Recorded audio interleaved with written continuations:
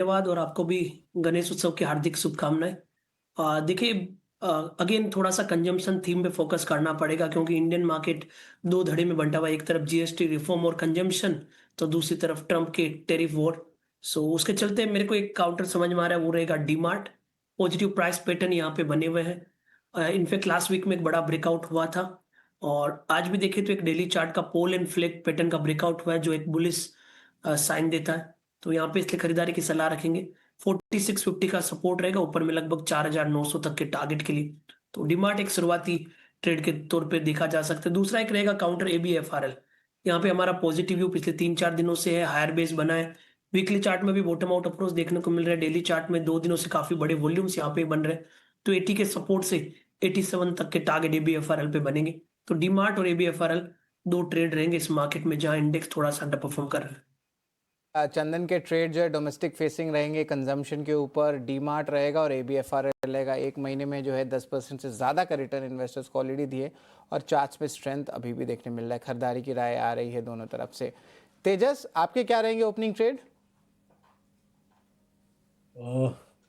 Good morning आपको और good सभी मॉर्निंग। दर्शकों और पैनलिस्ट को मेरा नमस्कार। तो आज की जो मेरी जो पहली ट्रेडिंग पिक है वो है टीसीएस लिमिटेड। अगर टीसीएस का चार्ट स्ट्रक्चर देखेंगे तो स्टॉक ने एक अच्छा खासा बेस बना दिया है पिछले 2-3 हफ्तों से, करीबन 3000 के करीबन। और उसके बाद स्टॉक लगातार स्ट्रेंथ दिखा रहा है और जो वीकली और डेली चार्ट है उस पर हायर हाई बना रहा है।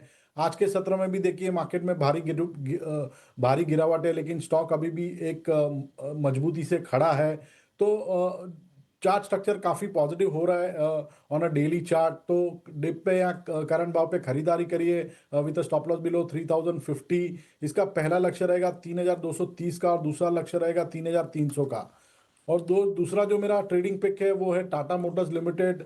ऑटो एज अ स्पेस हमें काफ़ी अच्छा लग रहा है और मार्केट में अगर गिरावट आती है तो ऑटो स्टॉक्स मुझे लग रहा है ये गिरावट में खरीदने चाहिए from 2 to 3 months perspective. So Tata Motors मेरी दूसरी ट्रेडिंग पिक है।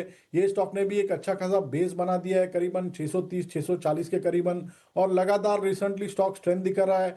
आज के सत्र में भी देखेंगे स्टॉक 50 दिन और 20 दिन की मूविंग एवरेज के करीबन सपोर्ट के करीबन ट्रेड कर रहा है और इसका जो फिबोनाची रिट्रेसमेंट लेवल है वो भी एग्जैक्टली यही लेवल के करीबन आ रहा है। तो करंट भाव पे डिप में खरीदारी करिए टाटा मोटर्स में। इसमें आपको स्टॉप लॉस लगाना है 654 का। इसका पहला लक्ष्य रहेगा 710 का और दूसरा लक्ष्य रहेगा 735 का। तेजस की तरफ से दोनों ही टाटा ग्रुप के कंपनीज आ रहे हैं फोकस पे। टीसीएस टारगेट प्राइस 3230 का, 3300 का, स्टॉप लॉस 3050 का। टाटा मोटर्स के भी डायरेक्टर साहब एक बार फायर करें कि अहम कॉल्स क्या थे। और यहाँ पे देखिए टारगेट प्राइस 710 से 735 आ रहा है, स्टॉप लॉस 654 का है। तो यहाँ पे देखिए रिस्क रिवॉर्ड रेशियो थोड़ा और बेटर लग रहा है। तेजस की तरफ से 2 अहम कॉल्स देखने मिल रहे हैं। चलिए गौरव, आप बताएं आपके क्या रहेंगे ओपनिंग कॉल्स? मेरा भी डोमेस्टिक फोकस पे ही ज्यादा अभी ध्यान है। ऐसी कंपनी जिनका मेजर रेवेन्यू और लार्जर रेवेन्यू इंडिया से ड्राइव होता है। पहला शेयर जो अभी मैं पिक कर रहा हूँ वो एक फाइनेंस बेस्ड की कंपनी है, पूना वाला फिनकॉर्प। शेयर काफी अच्छा, काफी दिनों से हायर लेवल्स पे कंसोलिडेट कर रहा है, अभी भी होल्ड कर रहा है despite such a negative opening. अभी भी होल्ड कर रहा है हायर लेवल्स को, देयरफॉर एक करंट लेवल्स पे 467 के अराउंड बाय की सलाह रहेगी। स्टॉप लॉस भी नजदीक ही है स्टॉक के अंदर, 448 रुपीज का स्टॉप लॉस रहेगा। और अगर हफ्ते भर के हिसाब से हम ट्रेड देखें तो यहाँ से मैं उम्मीद कर रहा हूँ टारगेट 500 से 525 के करीब के आ जाने चाहिए। ठीक है, 500 से 525 के थोड़ा समय देना पड़ेगा आपको पूनावाला फिनकॉर्प को लेकर। लेकिन देखिए बाजार की गिरावट बढ़ गई है और निफ्टी ने एक झटका अब दे दिया है। 24,800 के अहम स्तर के नीचे करीब पौने 200 अंकों की गिरावट निफ्टी में है। और निफ्टी बैंक की बात करें तो पौने 500 अंकों की गिरावट। अब 54,650 के आसपास हम निफ्टी को देख रहे हैं, यानी कि 55,000 का सपोर्ट तो टूटा ही टूटा, उसके नीचे जो क्रैक है वो बढ़ता हुआ दिखाई देगा।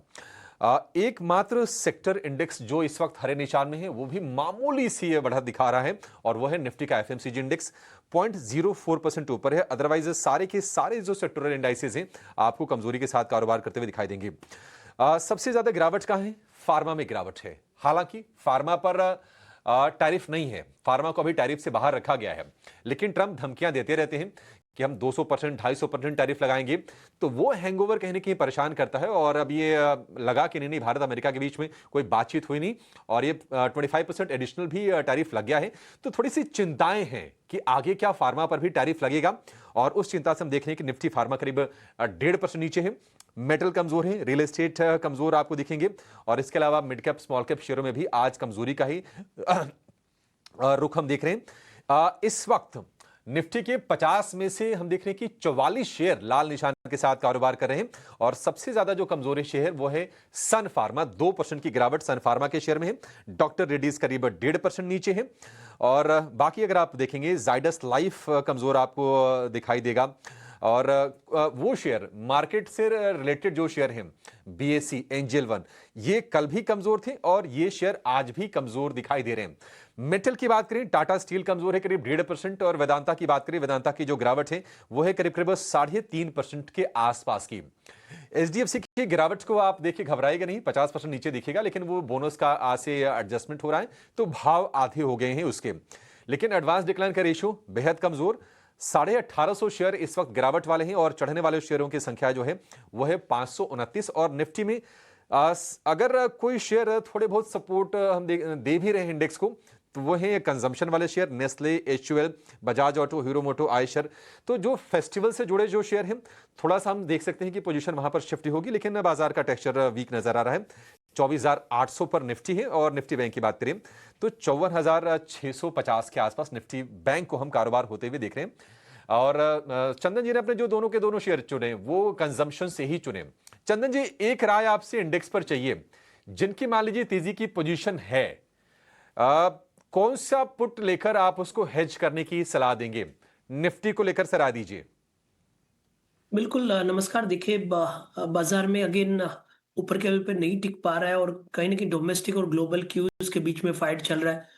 और इसी वजह से हमने यहाँ पे जो दो स्टॉक पिक किए वो कंजम्पशन से रिलेटेड पिक किए, चाहे हम एबीएफआरएल की बात करें या फिर डीमार्ट की बात करें। कहीं ना कहीं एफएमसीजी और कंजम्पशन यहाँ पे मोमेंटम रहेगा।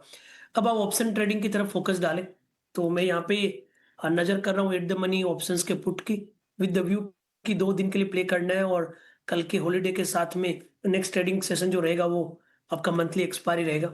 सो यदि मान लो 28 अगस्त की यदि मंथली एक्सपायरी की बात करें तो मैं 24,800 की निफ्टी की पुट पे फोकस कर रहा हूँ, जो लगभग अभी 70 रुपए के आसपास चल रही है।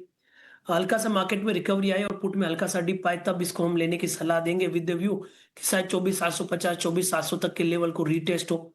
तो इस पुट को आप हल्के से डिप में ले।